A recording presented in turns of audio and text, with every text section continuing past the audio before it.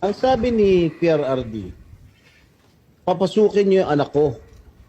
Abogada siya. At ang sinabi mo, hindi ko siya papapasukin. Why not, Gerald Torre? That is a decision. That is a decision. That is my call, sir. That is my decision. Considering that he Okay. had already been assisted by 3 lawyers all throughout Okay. that time, sir. And gabi na ho yun, sir. The request was made at around mga 9 o'clock na, sir.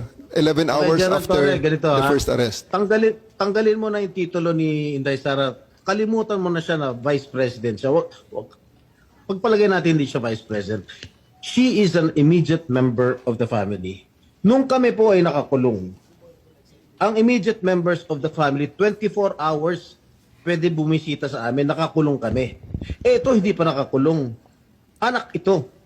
Bakit hindi nyo pinapasok? Maliban doon, is this not a violation of RA 7438 that requires that you guarantee access to an attorney in addition to the immediate family? The President also said na yung anak niya, yung babae, abogado ko yun, papasukin nyo. Hindi nyo pinapasok. Eh, abogado yun eh. Actually, sir, Exactly. first to answer the question of Senator Estrada, sir. I have told the President that they can visit him at his detention facility because at this time the order of the day is to load him into a plane. So that's what we endeavored to do, and that's what happened, sir. Ano niya bibisitahin yung tatay niya sa Netherlands? Hindi naman dito tinray eh. Hindi naman dito kinasuhan eh. Sa ibang bansa eh.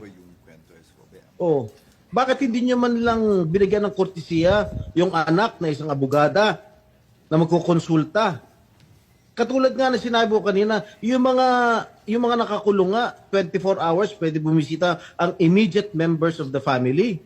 Bakit ito hindi pa nakakulong, hindi niyo pinapasok yung anak? Our mission at that time, sir, is to deliver him to the My God. body who Kahit issued the ano warrant, mangyari, sir. Nasa batas yan. Nasa batas yan, General. Immediate members of the family, lawyers, priests,